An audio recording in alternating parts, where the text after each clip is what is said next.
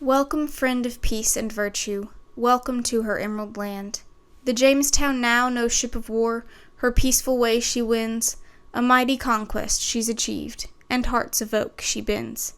A victory great as e'er was won by Howe of Nelson's arm, an unarmed frigate lo we see, God keep her from all harm. Now the land is cold and blighted, now the crop has failed again. The USS Jamestown's mission to provide aid to Ireland during the potato famine may have failed to improve treatment of Irish Americans at the time, but lasting consequences included saving many lives, sparking ideological debates that continue, and setting a successful precedent for governmental humanitarian diplomacy. Before that time, international charity wasn't viewed as a sign of strength. It was felt that if one country was suffering, it was their own concern. That began to change in 1847. The average Irishman lived solely on the potato, but in 1846, potato crops began to show signs of Phytophthora infestans, or potato blight. This widespread infection left the already impoverished Irish without sustenance. The British government, which controlled Ireland, had mixed reactions to the famine. Queen Victoria wrote a letter to her subjects asking for donations to help the Irish, eliciting a great response. But soon, English sympathies turned against the Irish. Due to disbelief of Irish reports, civil unrest, and a struggling economy, the English failed to sufficiently meet the starving people's needs. Across the Atlantic, news of the Irish condition began to reach the United States, whose people were themselves fighting a war with Mexico and nearing a civil war. But American people and organizations of influence began to seek donations from those living in the land of plenty. Donations from as far as Native American tribes in the western United States began to pour into relief committees in cities such as New York and Boston.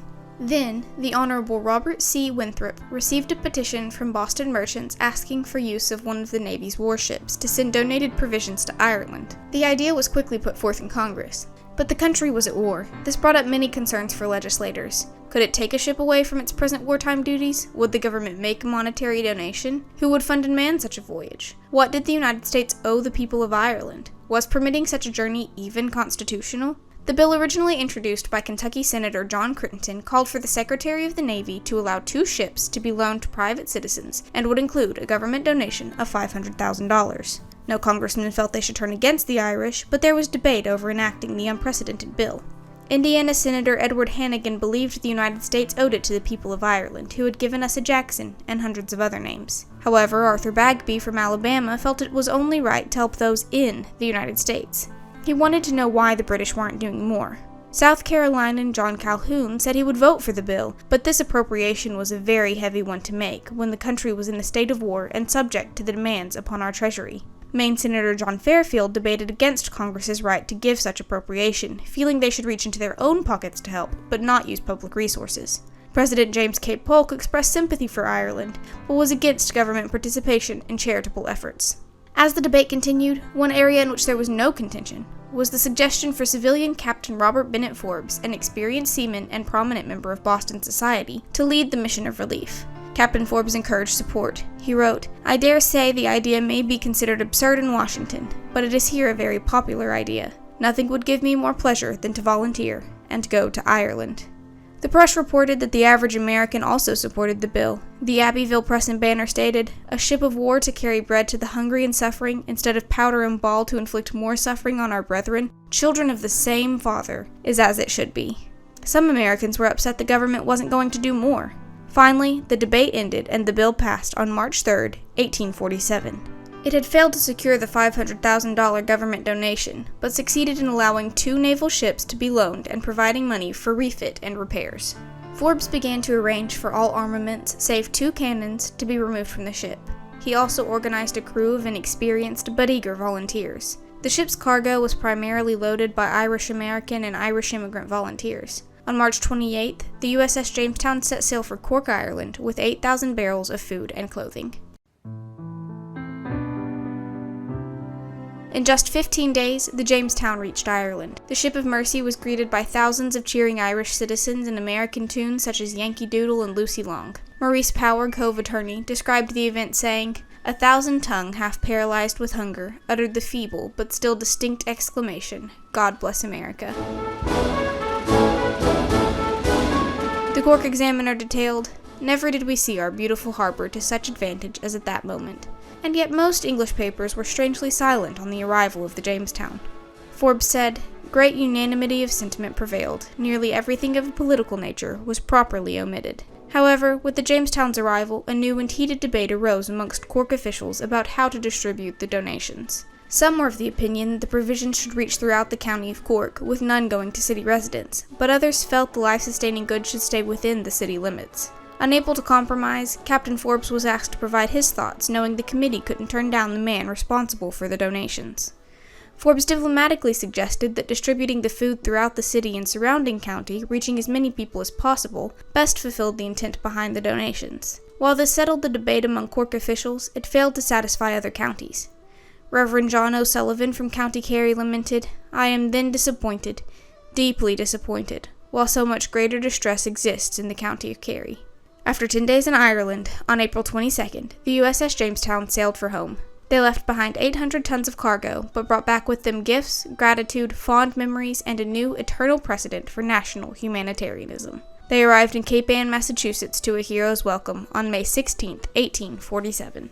The Jamestown mission's success wasn't the end of New England's charitable efforts. Throughout 1847, 144 other ships, including another naval warship, left America with donations for Ireland. However, in the immediate aftermath, the United States' dealings toward the Irish were not always successful or honorable.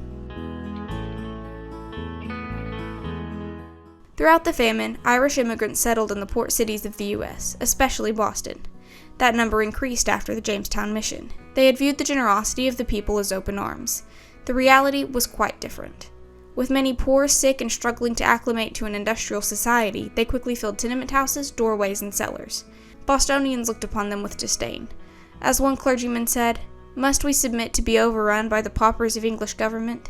They were afraid the Irish would spread cholera, plus the starving Irish were costing the city money. For these reasons, American sympathies began to wane and charitable contributions slowed. Although aid during the Great Hunger stopped, other successful diplomatic humanitarian efforts did not. Humanitarian diplomacy is defined as governmental decisions persuading for and acting in the interests of vulnerable people and with full respect for fundamental humanitarian principles. Because of the precedent set, the United States government has continued to help countries and people in need. In the 1920s, aid was sent to Russia during its famine. At the end of World War II, the U.S. again used vessels of war to provide support, parachuting food to former enemies in East Berlin. In more recent years, in the name of humanitarian diplomacy, the United States sent famine aid to African countries over 100 years after Congress settled the debate over the Jamestown mission. The United States Navy has also continued to use their resources to help those in need.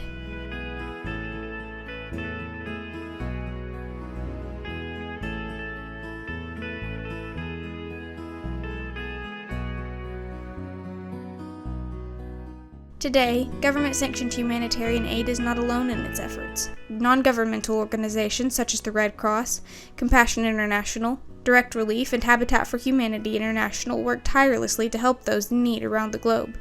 Such undertakings have not come without debate, however. For example, in famine-related situations, no one argues that letting people starve is a good idea, yet many worry that humanitarian aid creates dependency, removing the ability for affected populations to support themselves. Pierre Perrin, medical doctor and humanitarian worker for the Red Cross, warned that aid can discourage those who come to rely on it over the long term from overcoming the crisis by their own means. But others stipulate that as long as efforts are made to resolve the issues that pushed them into famine, then the benefits of humanitarian diplomacy outweigh the cons. Long term, it's education, it's access to drinking water, it's nutrition. Those kinds of long game objectives are the ones that create lasting security. Without the success of the Jamestown mission and the collective altruistic actions of the American people, it is unlikely that such charitable actions would have continued in the same way. Irish-American relations, though never perfect, were improved by U.S. efforts during the potato famine. The congressional debate and decision around the USS Jamestown's mission succeeded in saving many lives and set a precedent that continues to direct diplomatic humanitarian efforts and expectations today. Reverend R.C. Watterson, Forbes' friend, summed up the Jamestown legacy as a ship of war changed into an angel of mercy, departing on no errand of death but with the bread of life to an unfortunate and perishing people.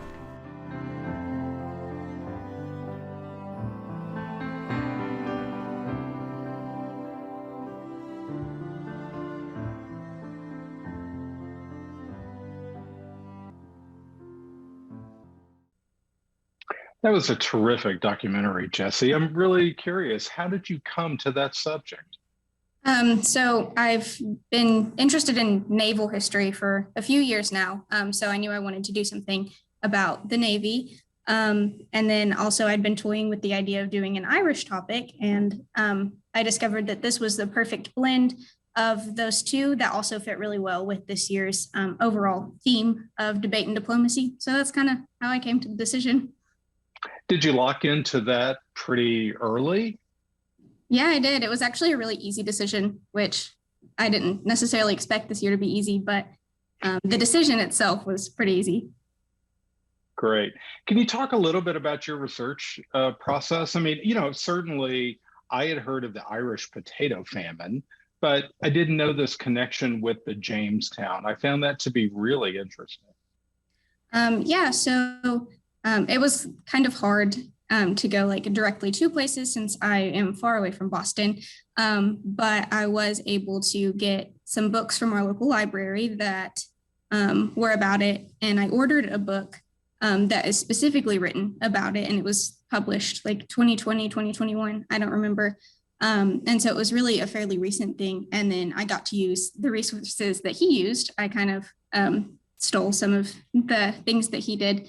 And so that was kind of my starting point. And then from there, it was easier to find more sources based on that. But a lot of my research was done just online, looking for the primary sources that had been uploaded.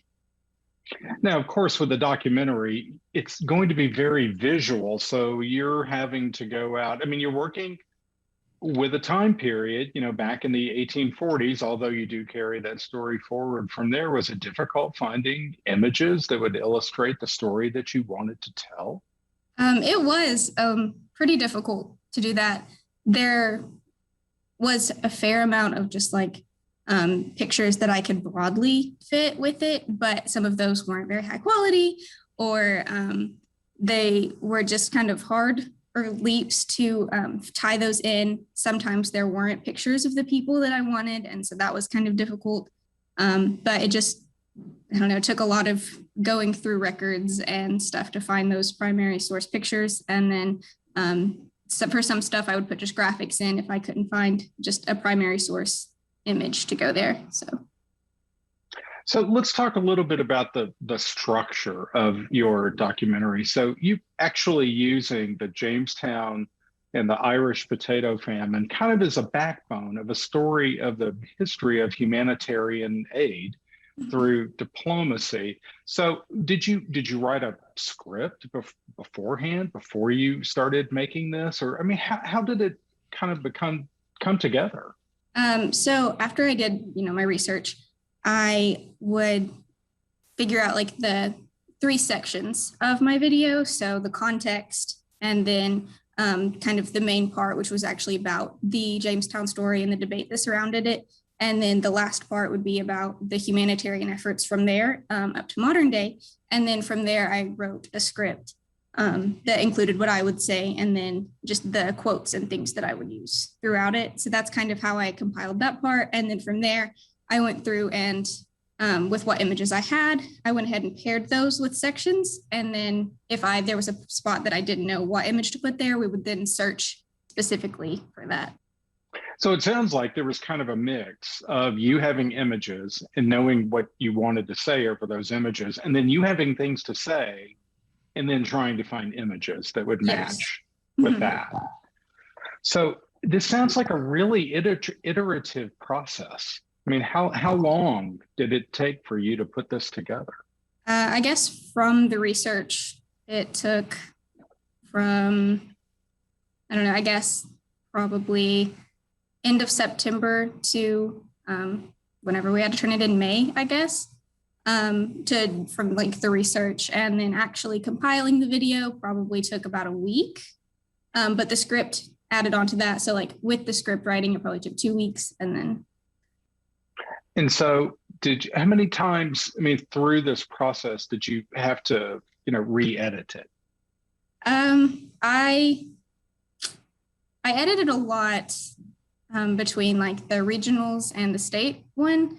So that was, I don't really know how many specific edits I made, through those, but that was normally my process. Like I would get the finished product for each thing, and then I would go through and edit after every competition.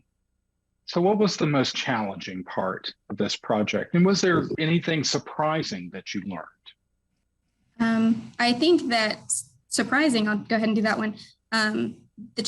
The idea of how revolutionary the idea of international aid was at the time, I think was really surprising.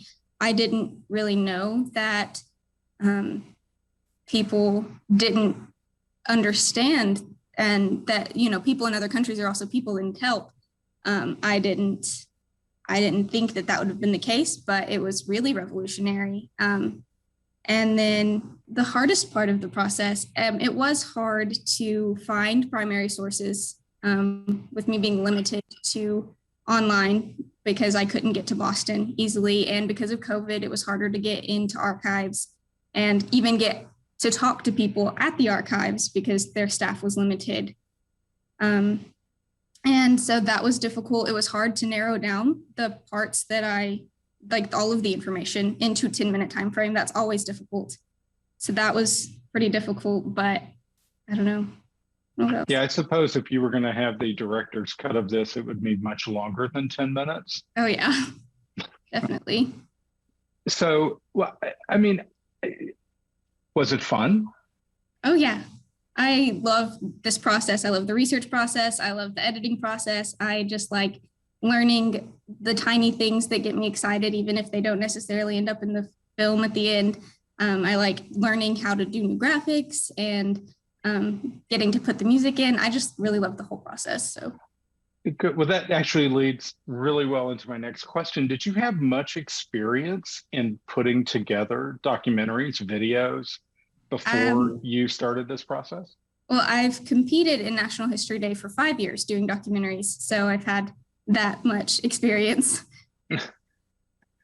Do you find, is there a part of that process that you enjoy the most?